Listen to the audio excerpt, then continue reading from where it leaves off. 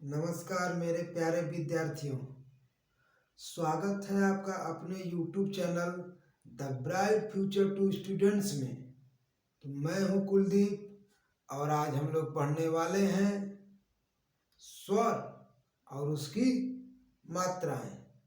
इससे पहले वाले वीडियो में मैंने बताया था अ और आ में अंतर, और आज हम लोग जानेंगे छोटी ई और बड़ी ई में अंतर और उसकी मात्रा में भी अंतर। तो आइए देखते हैं।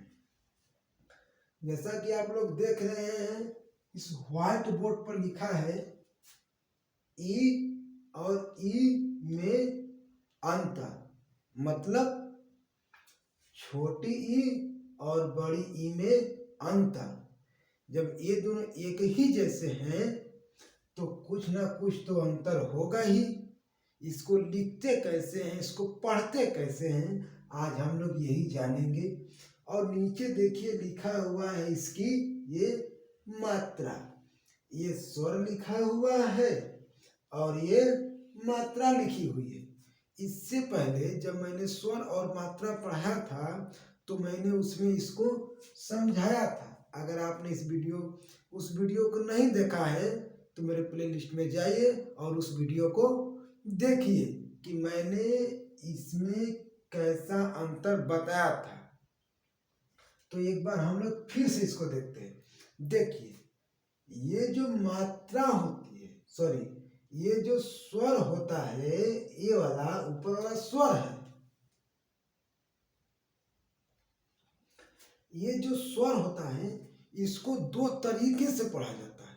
जब कोई आपसे पूछे कि इसको पढ़ते कैसे हैं तो कहना कि इसको ऐसे पढ़ते हैं खींच करके ई, और इसको पढ़ते हैं ई। मैंने क्या बताया था, इसको तोते जैसी आवाज में निकालना है, मोटी आवाज में, और इसको एकदम कोयल वाली आवाज में, सुरीली आवाज में निकालना है। तो देखिए मैं पढ़ रहा हूं ई, इसी तरह से आपको पढ़ना है। क्यों? क्योंकि इसमें यही अंतर होता है। अब जरा मात्रा को हम लोग देखते हैं। तो जब मात्रा की बारी आती है तो हम लोग इसको खींच कर नहीं बोलते हैं, ना ना ना ना, इसको हम लोग कहते हैं छोटी ई की मात्रा एक खड़ी रेखा आगे से बढ़ाई। किसकी मात्रा? अब मैंने इसको छोटी ई बोला है, छोटी ई की मात्रा एक खड़ी रेखा आगे से बढ़ाई। अब देखिए बड़ी ई की मात्रा, मैंने बड़ी ई बोला है, तो बड़ी ई की मात्रा एक खड़ी रेखा पीछे से बढ़ाई। और मैंने स्वर और जब मात्रा पढ़ाया था तो उसमें एक अच्छा सा उदाहरण दिया था कि मान लीजिए कि घर में दो औरत हैं, एक नई नवेली दुल्हन है और एक थोड़ी पुरानी वाली दुल्हन है।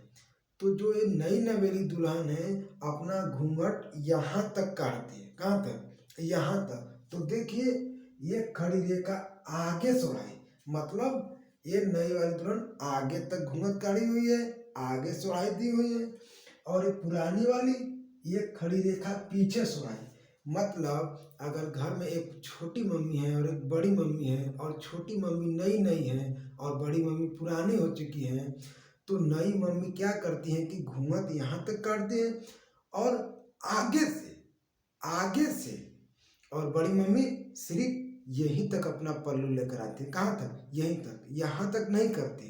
तो उसको इसी तरह से पढ़िए, छोटी की मात्रा एक खड़ी रेखा आगे से ओढ़ाई, बड़ी की मात्रा एक खड़ी रेखा पीछे से ओढ़ाई। ऐसे पढ़ा जाता है। पढ़ते समय कुछ और भाषा बोलना है और मात्रा को बताते समय कुछ और भाषा बोलना है।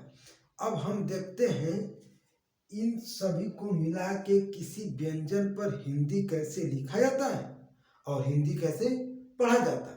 तो शुरू करते हैं। देखिए हम शुरू करते हैं छोटी ई से। आइए,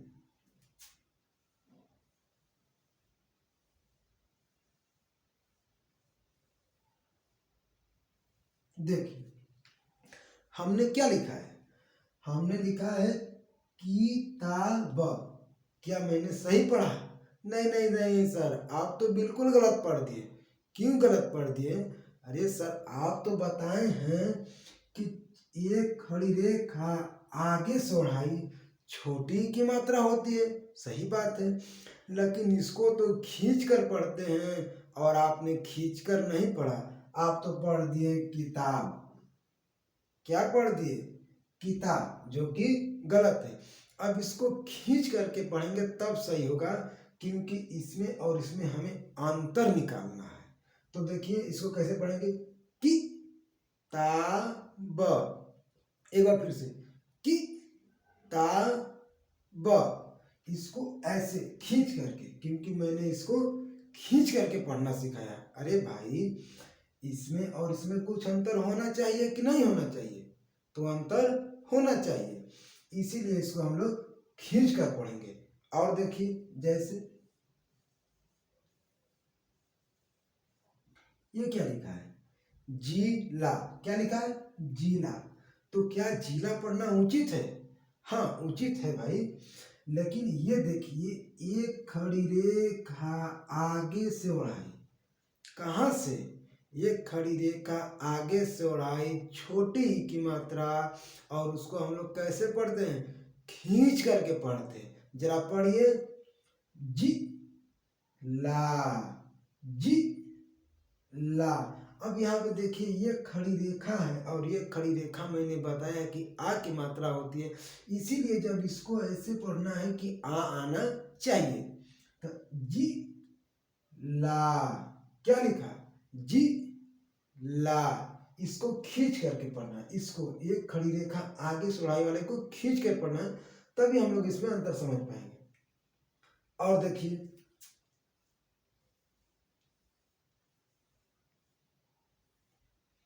ये क्या लिखा है, ये लिखा है पी ता।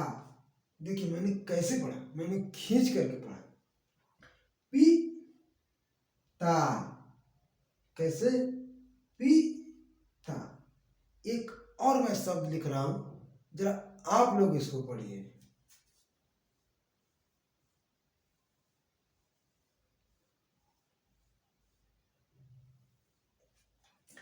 इसको इस तरह से पढ़ना है कि खींच करके पढ़ना है, ताकि छोटी ई की मात्रा आए और समझ में आए कि ये खड़ी रेखा आगे से बढ़ाई छोटी ई की मात्रा होती।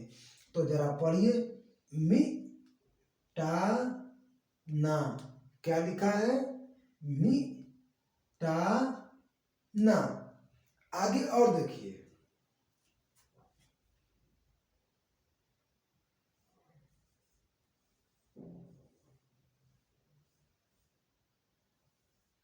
अब ये देखिए क्या लिखा है, ये खड़ी रेखा आगे से बढ़ाई किसकी मात्रा होती है? छोटी ई की। और छोटी ई को कैसे पढ़ा जाता है?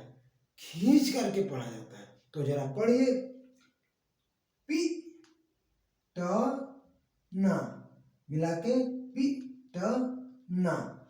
और इसको इस तरह से पढ़ना है कि बहुत ही कम समय लगे, बहुत ही कम समय, 1 सेकेंड से कम समय लगे, तब समझ जाइए कि उस पर किसकी मात्रा है? छोटी ई की मात्रा है। और छोटी ई की मात्रा क्या होती है? एक खड़ी रेखा आगे से बढ़ाई। अब आप लोग जहाँ जहाँ भी किताब में किसी भी व्यंजन पर लगा हुआ मात्रा एक खड़ी रेखा पीछे आगे से बढ़ाई, एक खड़ी रेखा आगे से बढ़ाई अगर देखिएगा तो समझ जाइएगा कि छोटी ई की मात्रा है। और छोटी ई की मात्रा कैसे पढ़ते हैं? खींच करके पढ़ते हैं। तो एक तो हो गया छोटी ई। जरा एक और देखिए, एक और देखिए कमाल की बात।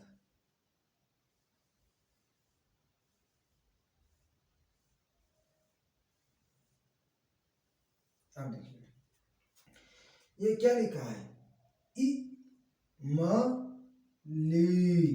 क्या लिखा है? अब देखिए यहाँ पर स्वर आ गया। क्या आ गया? स्वर आ गया। यहाँ पे स्वर की मात्रा एक खड़ी रेखा आगे से बढ़ाई नहीं आई है, यहाँ पे यही वाला स्वर आ गया और यहाँ पे तुम लोग इसे छोटी ई मली नहीं पढ़ोगे। मैंने क्या बताया था कि जब मात्रा हम लोग पढ़ेंगे तो छोटी ई की मात्रा एक खड़ी रेखा आगे से बताएंगे जब मात्रा पढ़ेंगे तब, मगर जब अगर इसको पढ़ना होगा तो खींच कर पढ़ेंगे। खींच कर क्यों पढ़ेंगे? क्योंकि यहाँ भी ई है और यहाँ भी ई है। जब दोनों को एक ही बराबर में पढ़ेंगे तो हमें अंतर नहीं समझ में आएगा और हिंदी लिखने में 100% गलत हो जाएगा। तो देखिए इसको कैसे पढ़ेंगे, ई म ली, खींच करके एक बार, आखिरी बार, ई म ली। इस तरह से हमने क्या देखा, छोटी ई और छोटी ई को खींच करके पढ़ते हैं और उसकी मात्रा होती है ये खड़ी रेखा आगे से बढ़ाई। जरा और देखिए,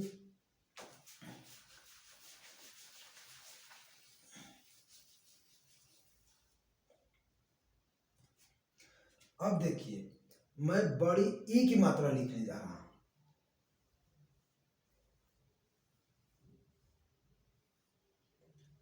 अब देखिए ये जो व्यंजन ज लिखा है, क्या आपको दिख रहा है स्क्रीन पर कि एक खड़ी रेखा आगे से बढ़ाई है कि एक खड़ी रेखा पीछे से बढ़ाई है?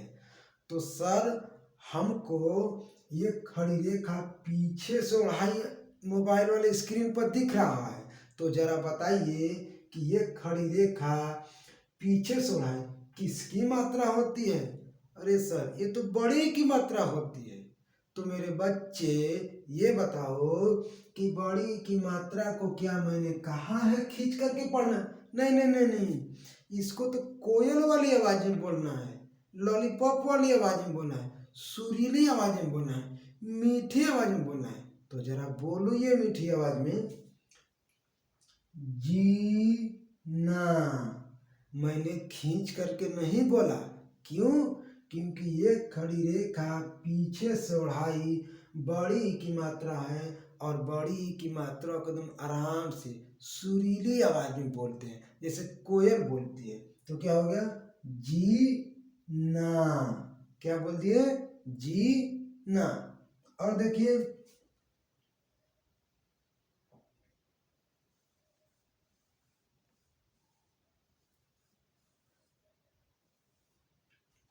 ये देखिए ये क्या लिखा है, जी व नी।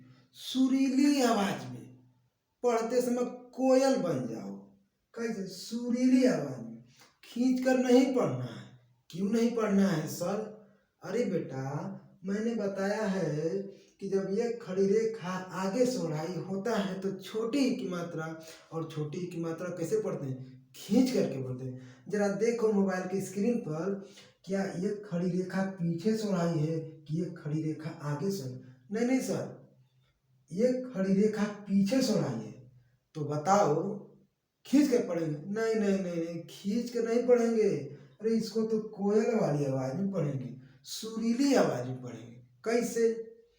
जी व नी। अब देखिए ये खड़ी रेखा पीछे से बढ़ाई, ये खड़ी रेखा पीछे से बढ़ाई, न पर एक खड़ी रेखा पीछे से बढ़ाई है और इसको खींच कर नहीं पढ़ेंगे। कैसे पढ़ेंगे? नी मिला के, जी व नी। हो गया। आगे देखिए,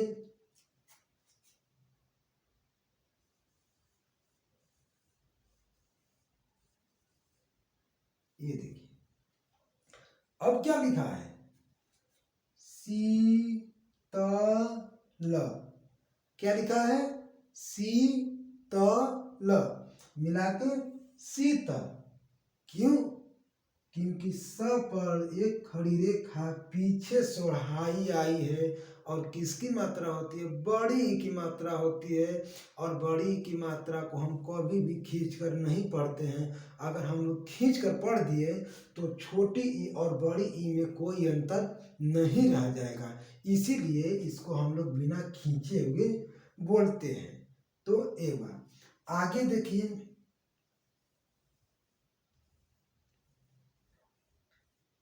ये देखिए ये क्या लिखा है, ये लिखा है ईसा।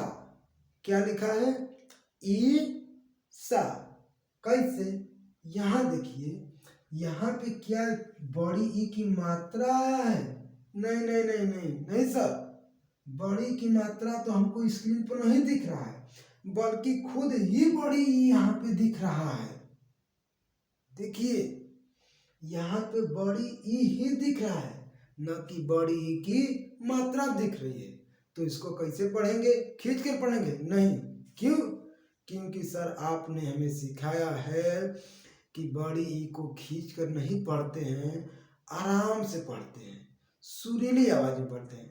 उसको पढ़ते समय हमें कोयल बनना पड़ता है। तो जरा देखिए ईसा, क्या लिखा है, ईसा।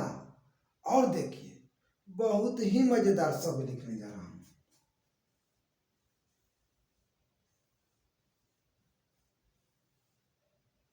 देखिए अब जरा इसे पढ़िए, इसमें दोनों ई की मात्राएं आ गई हैं, आगे से ओढ़ाई और पाछे से ओढ़ाई, आगे से ओढ़ाई और पीछे से भी ओढ़ाई आ गया है। तो कैसे पढ़ेंगे, क पर एक खड़ी रेखा आगे से ओढ़ाई, स पर एक खड़ी रेखा पीछे से ओढ़ाई। तो कैसे पढ़ेंगे, इसको तो खींच करके पढ़ेंगे, इसको सुरीली आवाज में पढ़ेंगे। जरा देखिए कि सी, देखिए मैंने इसको खींच करके पढ़ा है और इसको बिना खींचे हुए, जैसे देखिए फिर से कि सी, क्या, कि सी। और देखिए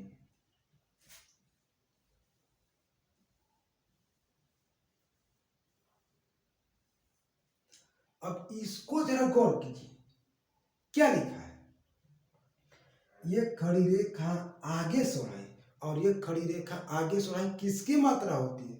तो सर अभी अभी आपने सिखाया है कि ये खड़ी रेखा आगे सोढ़ाई छोटी ई की मात्रा होती है और इसको हम लोग खींच करके पढ़ते हैं। ये खड़ी रेखा पीछे सोढ़ाई बड़ी की मात्रा होती है और इसको हम लोग खींच कर नहीं पढ़ते हैं। तो कैसे पढ़ेंगे कि म ती, एक बार फिर से कि म ती। तो ये हुआ। और देखिए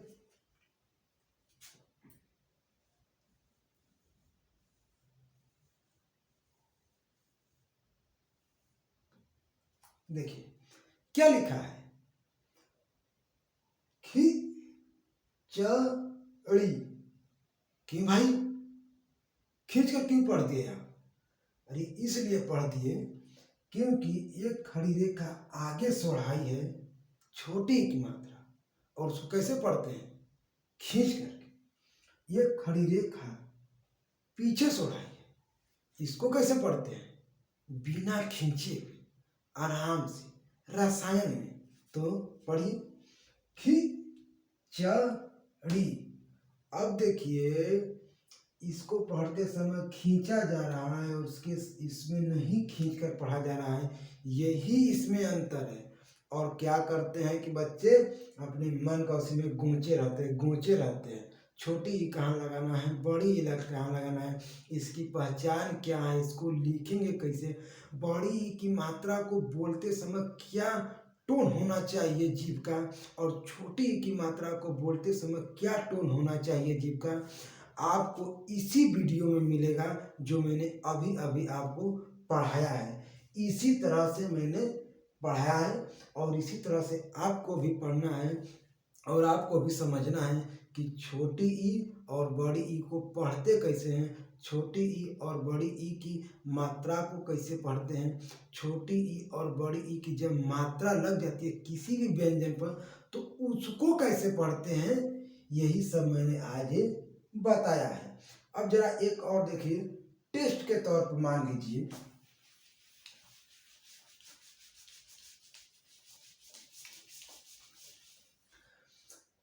चलिए ये आखिरी बार है, क्या है, आखिरी बात, कोई मान लीजिए अगर आप पढ़ रहे हैं, मान लीजिए आपके चाचा जी ने पूछ दिया, क्या पूछ दिया कि जरा बेटा ये बताओ कि ये क्या लिखा है और ये क्या लिखा है,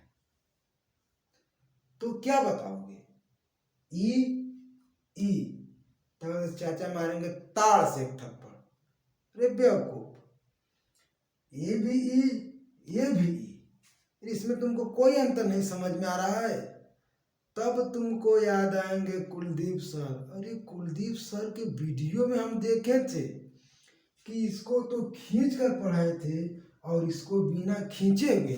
तो चाचा जी से कहना कि सुनिए चाचा जी, इसको पढ़ते हैं ई और इसको पढ़ते हैं ई। तब चाचा जी कहेंगे हाँ बेटा सही पढ़ा है इस बार। और फिर कहेंगे चलो ठीक है, तुमने स्वर तो पढ़ लिया, जरा इसकी मुझे मात्रा बता दो कि छोटी ई की मात्रा क्या होती है। तो क्या कहोगे तुम लोग? एक खड़ी रेखा आगे चौड़ाई, किसकी मात्रा? छोटी ई की मात्रा। तब कहेंगे हाँ सही है। और जरा बड़ी की मात्रा बता दो। तो सिंपल सी बात है, कहना कि एक खड़ी रेखा पीछे चौड़ाई किसकी मात्रा होती है? छोटी ई की मात्रा होती है। इस तरह से ये हमारा टॉपिक क्या होता है? खत्म होता है। यही चीज बहुत सारे विद्यार्थी गलत कर देते हैं कि छोटी ई कहाँ लगाना है और बड़ी ई कहाँ लगाना है, उसकी मात्रा कहाँ लगाना है और उसकी मात्रा कहाँ नहीं लगाना है, कब पीछे लगाना है और कब आगे लगाना है। तो आपको यही इस वीडियो में सीखने को मिला है। तो आपको भी इसी तरह से पढ़ना है। जरा कभी गौर कीजिएगा कि अगर कोई आपको पढ़ा रहा है, हिंदी लिखा रहा है, तो वो खींच कर नहीं बोलता है। अगर वो खींच कर बोलता तो समझ जाते विद्यार्थी कि एक खड़ी रेखा आगे चौड़ाई छोटी की मात्रा। और जब बिना खींचे हुए पढ़ते तो विद्यार्थी समझ जाता कि ये खड़ी रेखा पीछे चौड़ाई बड़ी ई की मात्रा है। तो इस तरह से हमारा ये टॉपिक क्या होता है? खत्म होता है। अब हम आगे देखेंगे छोटा ऊ और बड़ा ऊ में अंतर और उसकी मात्रा में अंतर। सेम कंडीशन इसी तरह से है, बस केवल उसकी मात्राओं में अंतर हो गया। तो हम लोग नेक्स्ट वीडियो में मिलते हैं छोटा ऊ और बड़ा ऊ के साथ। तब तक के लिए आपका दिन शुभ हो।